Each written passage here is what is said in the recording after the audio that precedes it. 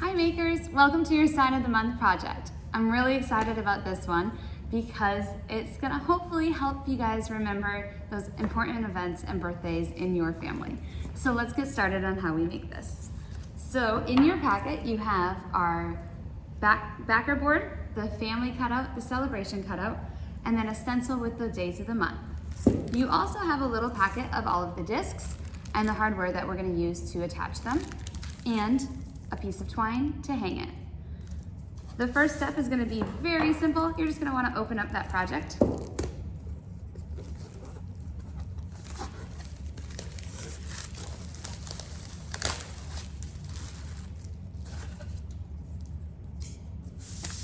And then just put the stencil to the side for a brief minute. And let's get ready to have a little bit of fun. All right, let's go ahead and get started. So I'm gonna start by painting my background with the gray included. There's not really a right or wrong on how you can do this, so just use the colors that are your decorating style. When you paint, we're gonna wanna dip the paint and scrape it on the side. So you don't want so much that it's gonna be dripping, but you do want enough that you're gonna be able to mash it around your board. I like to grip my sponge nice and low, and then I'm just going to push it into the board. You do wanna make sure that you're really mashing it into the wood so it doesn't just sit on top.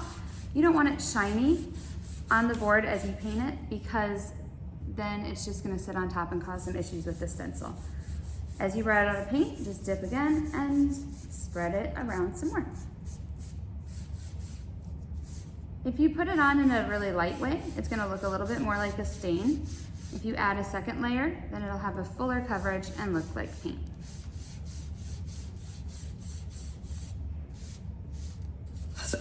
I like to also get the edges of my project just so it looks nice and finished.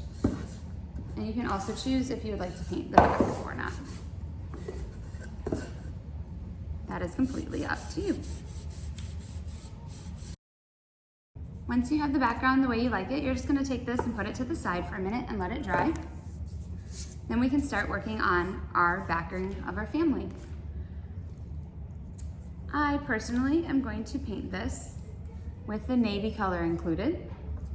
And if you need more sponges, these sponges are oversized, so you can just cut them and use a different part. So you're going to dip, scrape, and then you're gonna mash it all over your project. Sometimes I like to unload just so it doesn't go everywhere.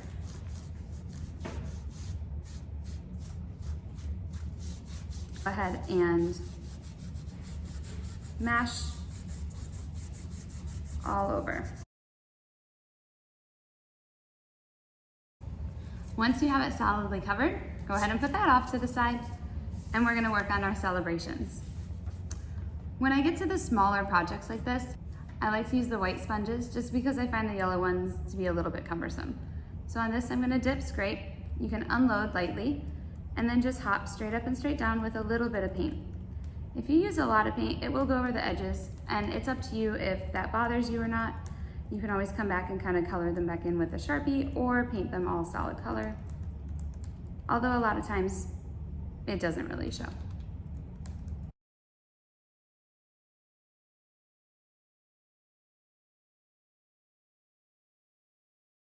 When you have this all painted white, it's probably gonna take a couple layers, but you'll just also take that and put it off to the side. The last thing that I need to paint is my discs. Now, I am gonna paint these white on one side and then the raindrop light teal on the other. So I have the option to rotate them how I would like them. But you could paint them all white, or you could use a dark color if you're planning to use like a fine point Sharpie to write on them. But I like to use the lighter colors. I just find it a little bit easier. So for that, you're going to take your packet,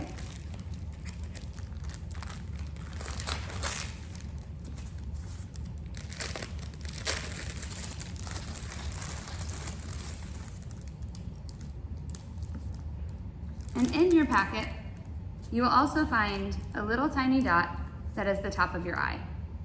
We included it in there so it wouldn't get lost as you opened your packet. So just put that to the side and paint it white, or whatever color you painted your celebration word. You can see I like to put painter's tape down because then I don't have to chase my discs around and they stay down on the table.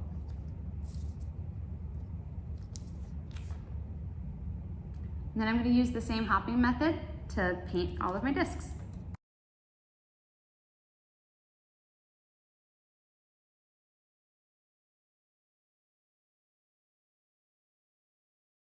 Once you have it painted, you're going to want to take your sandpaper and just smooth it out. So that way when you're writing on it, it's not going to be all bumpy.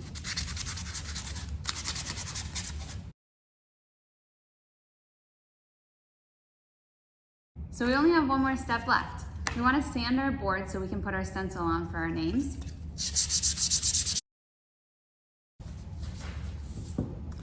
And the stencil has the little hole marks to help you line it up. So to prep your stencil, you're going to take it, put it face down, and start peeling just the white part up.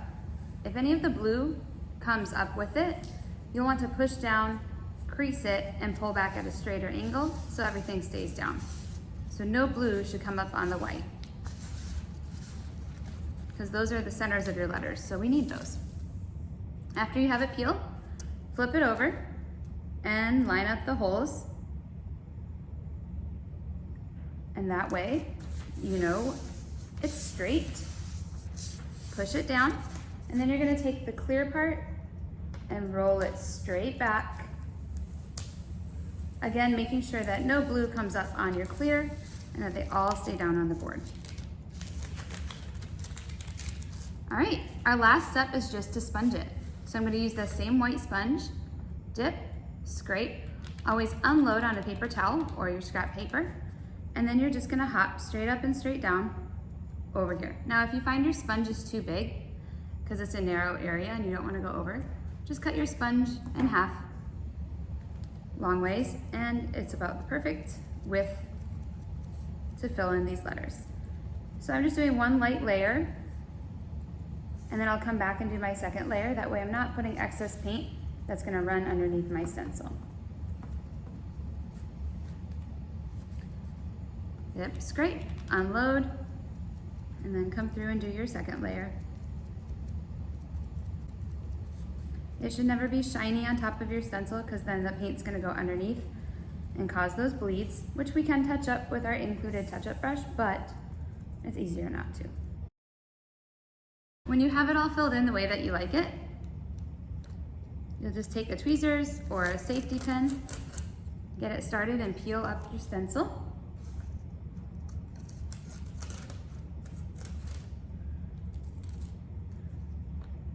And then pick out all the centers of the letters. So now I have my words, and then I'm just going to glue everything down. I do like to take my top pieces and sand them just to smooth it out, because when you paint, you raise the grain in a board, so it makes it kind of fuzzy. So this is just an optional step, you don't have to. You have a little included glue pot with your kit, and you're just gonna run either with a paintbrush or your fingers. Add some glue to all the centers. You don't wanna get it too thick, because then it's gonna push out the sides and it doesn't always dry the clearest, so. You're just going to line it up with the top and pull down just a little bit until you get it where you like it.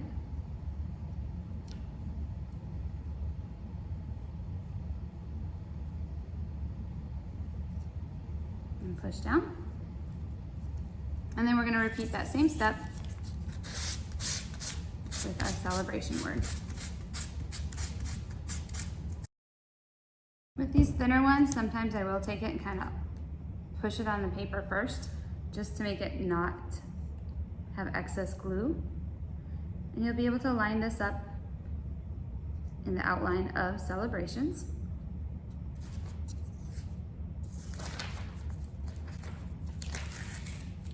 And then don't forget to put that eye on there. I even forgot to paint mine. Here we go.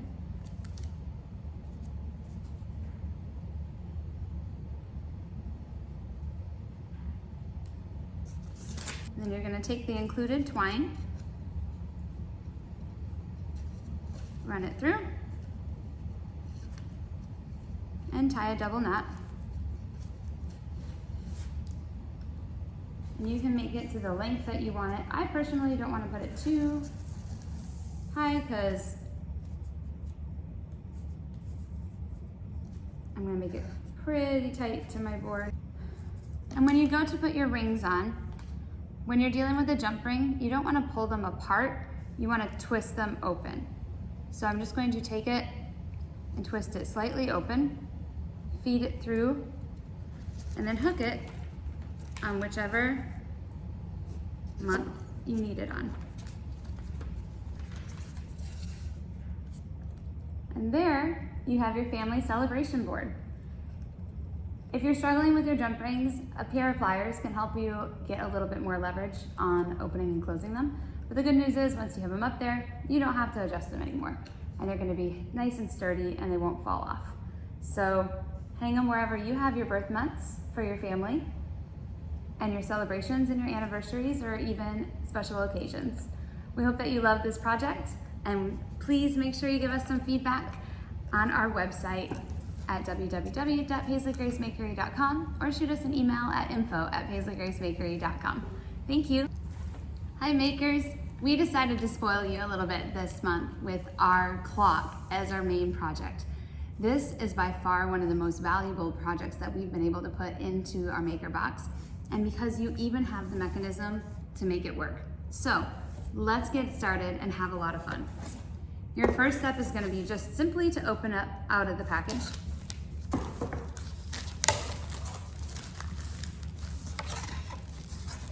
And you'll notice this does come into two pieces.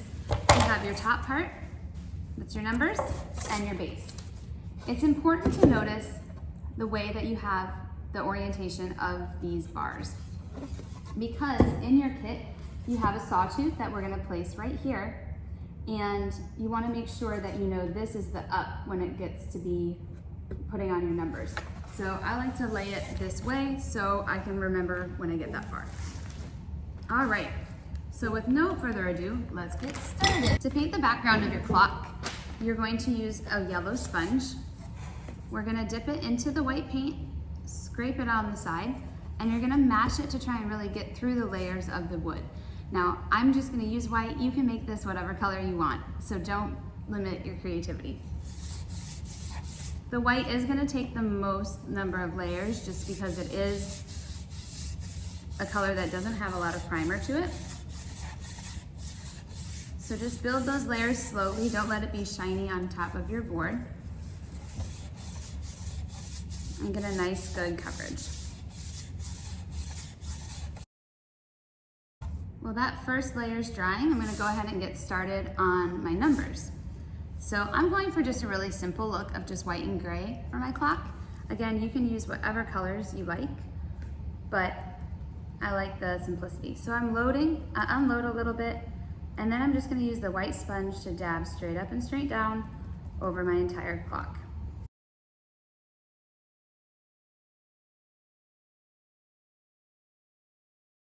All right, now that I got my first layer on of everything, I'm just gonna repeat that process one more time and get a really good coat of everything.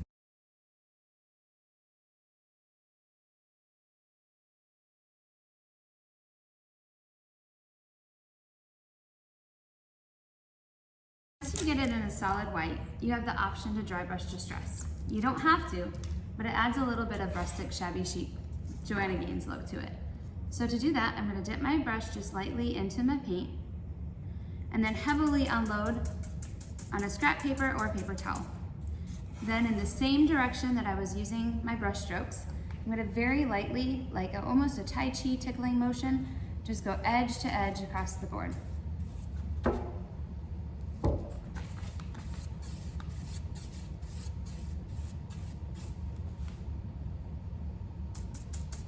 Always making sure you're unloading really heavy, because it's a lot easier to build this step than it is to take it away.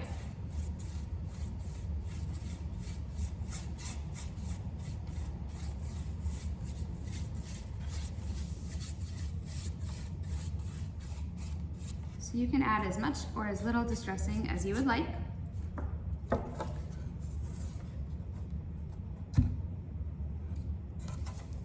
And now we're gonna dry it.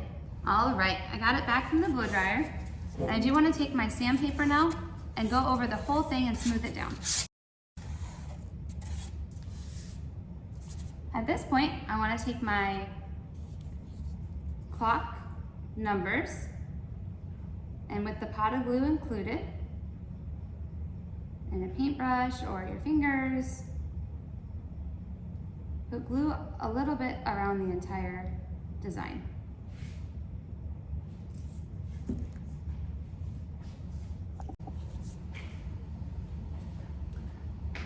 Once you have the glue all the way around, I like to take a sponge and just kind of spread out any places that might be heavy, because that way it's not going to push out the edges. But the goal with this is just to control anything that got a little heavy.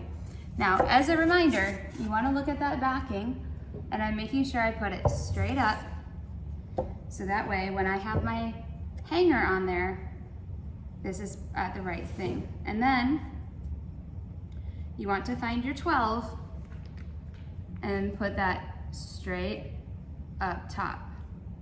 That way,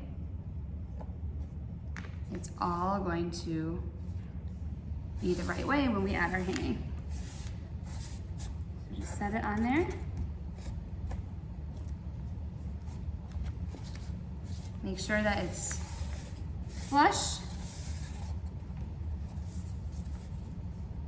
There's my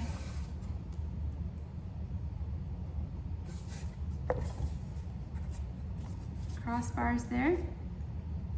All right. Then the last step is just to add your initial.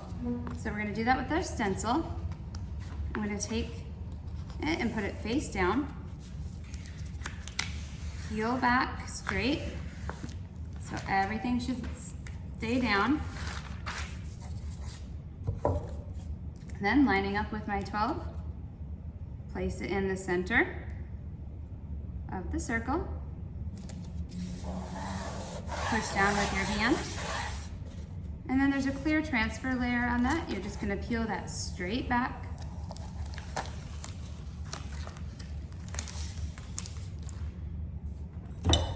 When we go to dab, we're gonna use the same concept of a little bit of paint goes a long way.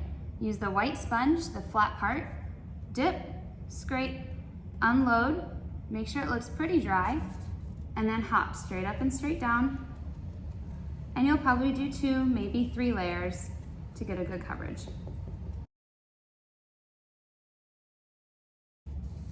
Once you get it solidly covered, take a safety pin or your tweezers and just peel it away.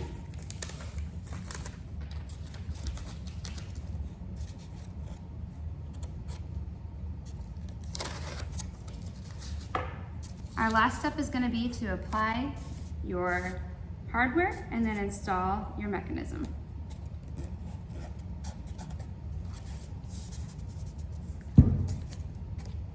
So apply your hardware, face it face down. And you're going to have your bag of clock parts. All the gold parts you'll need for the clock. And the silver part is your sawtooth. Just place it lined up with the hole, and on a hammer, hit the ends. Don't hit the middle, because then you won't be able to put a hanger in there. So just push the ends down. And flip your clock back over. Use the mechanism. Place it through the hole. You're then going to take your washer,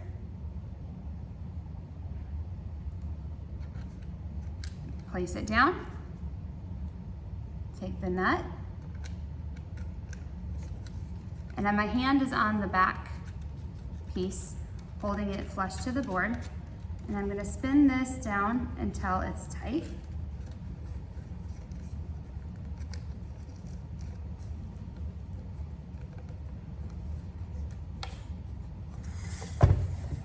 Once I have it where I want it, I'm going to open up my little envelope and get my hands out. The hour hand goes down first. You're gonna push it till it clicks just over the bracket. And then the minute hand lines up with the groove on that board. And then take the little screw piece up and screw those onto the top. Now that we've placed our hands on, we are done with our project. Or should we say, it's 5 o'clock somewhere. Thank you so much for making with us.